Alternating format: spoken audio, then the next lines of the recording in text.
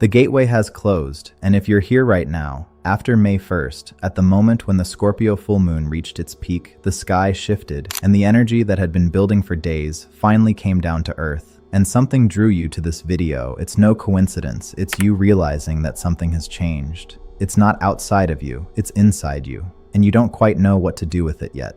Before we go any further, here's what I want you to understand. Most people think the full moon is the event itself. They mark it on their calendars, feel its intensity, get through it, and then breathe a sigh of relief as if everything is over and move on. The portal has closed and they say, okay, we're done.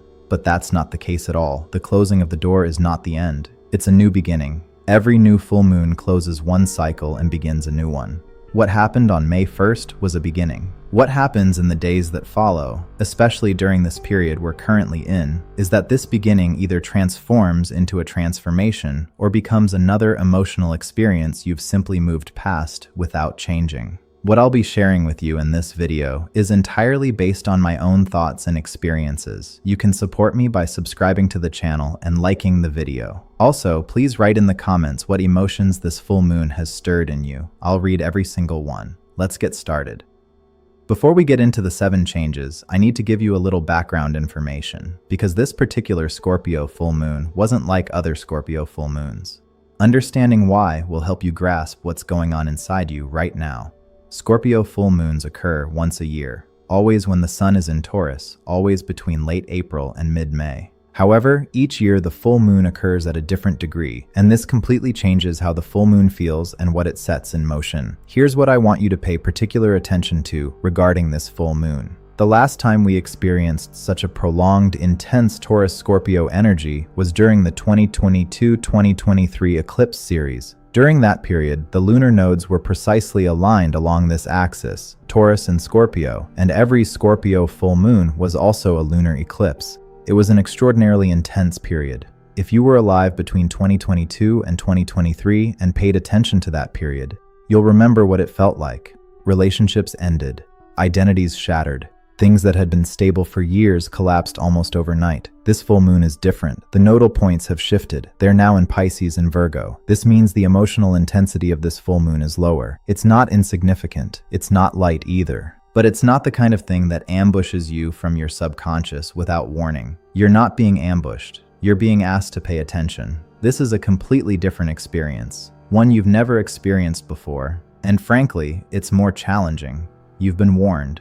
You're currently in the warning phase. The first shift that occurs after the Scorpio full moon, and this is something most people overlook because it doesn't seem dramatic enough, is the emergence of a small, quiet crack in the story you tell yourself. It's not a collapse. It's not an epiphany. It's a crack. Let me explain what I mean by that. We all carry stories about our lives, about our relationships, about why things are the way they are, and why we made the choices we did. These stories aren't necessarily lies, but they're usually incomplete. They leave some things out. They frame certain truths in a way that makes living with them easier. They highlight what we want to see and soften what we don't. The Scorpio full moon isn't asking you to forget the whole story. That's not why it's here. What it wants, specifically, exactly, is for you to let go of that version of the story that makes you feel comfortable in a situation that doesn't actually make you happy. Read that again. Not the relationship, not the job, not the city, just the story you've been telling yourself about it. The specific way you frame it when you explain it to someone else. The particular version that makes it sound reasonable or acceptable, or at least survivable. That's what Scorpio is actually after, not the thing itself, the story around the thing. And here's what I need you to do. In the days after this full moon, at some point when you're not rushing anywhere and you're not filling the silence with your phone or music or another person's voice,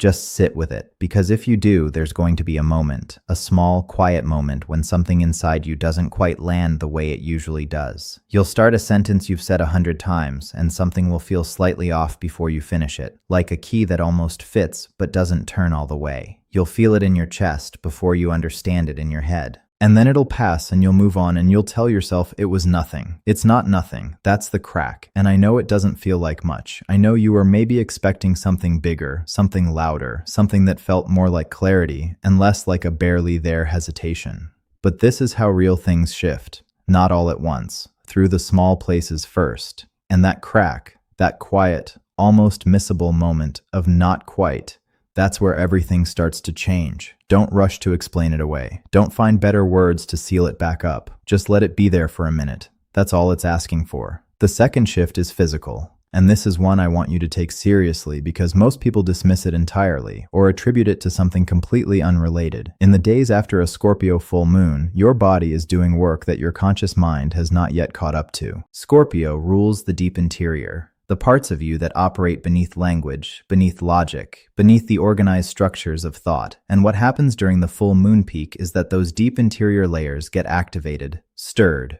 brought into motion. Your mind might not have processed what that means yet, but your body already has. This is why you might feel unusually tired right now. Not lazy, not sick, tired in a specific way, heavy, slow, like you are carrying something even when you're not doing anything. That's your body processing something your mind hasn't found words for yet. This is also why your sleep might be different, deeper, or more disturbed, more vivid dreams. Waking up at hours you don't usually wake up. Your subconscious is working. Let it work. And if you feel it in a specific place, your chest, your stomach, your throat, pay attention. The chest carries what you haven't let yourself grieve. The stomach carries what you know but haven't said. The throat carries what you need to say and haven't. Your body does not manufacture sensations for the sake of theater. If something feels off right now, it is worth your attention. The third shift is one that has a very specific and very limited window. And I want you to understand the timing here because this is not something you can reschedule. Venus and Saturn are in a sextile right now.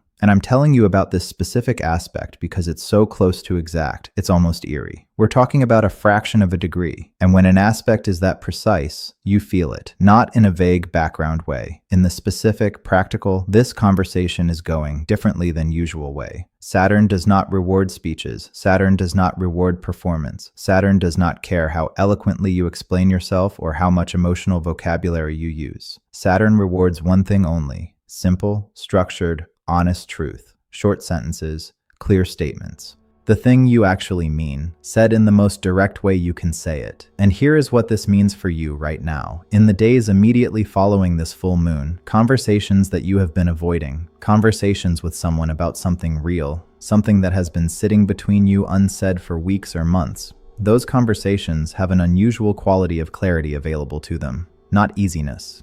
Clarity is not the same as easy, but the capacity to say what you mean and have it land the way you intend it to land is higher right now than it normally is. This window does not stay open indefinitely. The aspects shift. The atmosphere changes. If there is a conversation you have been circling, a truth you have been almost saying, but not quite, a thing that needs to be addressed with someone, this is the window, not because the stars are going to force it, but because right now, the conditions are unusually conducive to honesty being received rather than defended against. Don't waste this on a speech. Don't waste it on a long, carefully constructed explanation of your feelings.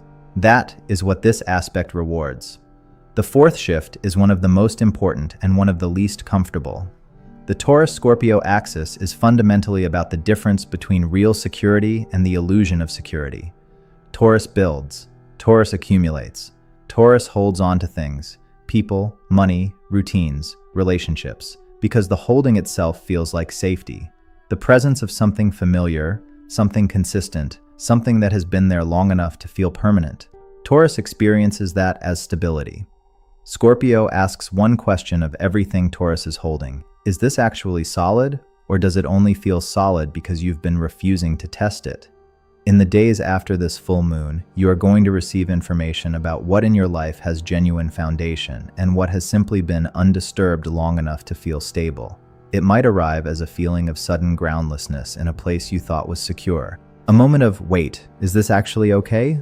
About something you haven't questioned in a long time. Here is what Taurus asks you to do with that. Stay grounded in your body, your finances, your genuine values. These are the things that are actually yours. Let Scorpio do its work in the places that need transformation. The narrative, the secret you've been keeping from yourself, the resentment you've been performing as contentment. Not everything needs to be burned down, only the things that were never real to begin with. The fifth shift requires me to take you back about a week before May 1st, because what happened then is directly connected to what you're processing now. On April 24th, 1 week before this full moon, Venus completed a conjunction with Uranus at the final degree of Taurus. That was the surprise. That was the disruption.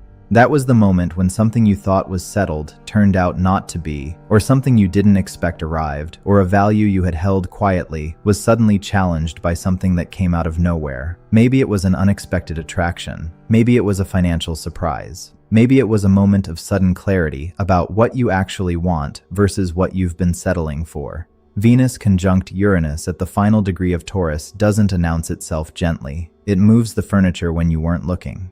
Here is what the Scorpio full moon does with that. It takes the Uranus surprise and gives you the emotional depth to actually work with it, not react to it, work with it. The surprise was the raw material. The full moon was the forge. What you are doing right now is the crafting. Don't rush to make this mean something final. Don't try to resolve it before it's ready to be resolved. The only thing that's being asked of you right now is honesty about where you actually are, not where you wish you were, not where you're trying to get to, where you are. Right now, today.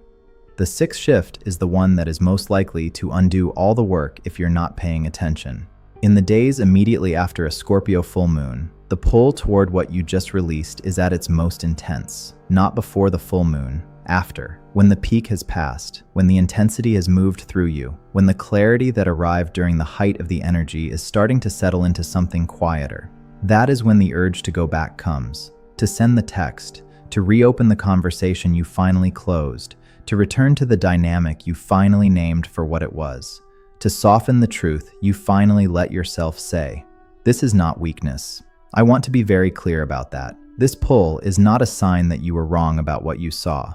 It is not evidence that the clarity was an overreaction. It is a completely predictable and completely human response to the vulnerability of having seen something clearly. Because when you see something clearly, when you let the truth land without filtering it through hope or explanation, you become for a moment very exposed. And exposed is uncomfortable. And going back feels like it would reduce the discomfort. It won't. It will only delay it. And the next time it comes, the next full moon, the next eclipse, the next transit that activates this same wound, it will come with more force and a higher price. And here's the real question. Not whether you feel the pull. You feel it. That's expected. That's human. The question is what you do with it, whether you let it make the decision for you, or whether you feel it, sit with it, understand what it's actually asking for underneath the surface, and then choose differently than you have every other time this came up. Scorpio energy does not bury things twice. What comes up under a Scorpio full moon and gets pushed back down does not stay quiet. It waits, and waiting is not neutral.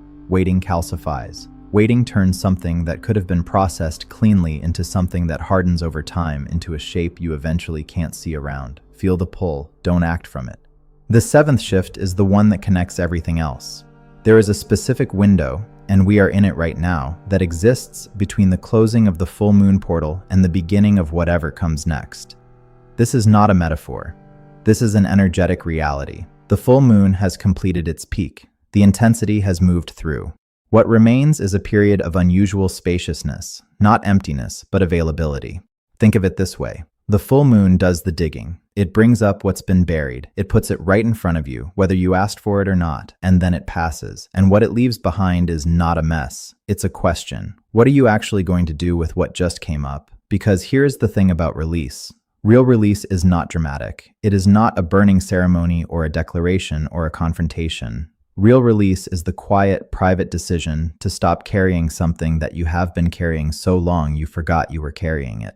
The resentment you've been performing as contentment. The story you've been telling yourself that keeps you comfortable in a situation that is not actually feeding you. The version of hope that is keeping you tethered to something that has already ended. When you release that, when you actually set it down instead of just agreeing to set it down, space opens. Real space, not emptiness, availability, room for something that actually matches who you are and what you actually need, not the version of you that learned to need less, to ask for less, to accept the absence of what you deserve as simply the way things are. The Scorpio full moon gave you the clarity. What you do with that clarity in the days after, specifically in this window, specifically right now, determines what that space becomes available for. This is not spiritual theory. This is the practical question of what you are choosing in the quiet, ordinary moments of your actual life, to continue carrying versus to actually put down, The portal is closed. The portal did its work. Now you have to do yours. So here's where I want to leave you. These 7 shifts aren't 7 separate things happening to you one by one. They're all the same thing, moving through you in different ways. The crack in the story, and the tired body, and the conversation you keep almost having, and the pull to go back, that's all one movement, one process. And you're in the middle of it right now. This full moon didn't come to destroy anything. The eclipses of 2022 and 2023, those were the seasons that took things from people. This one isn't that.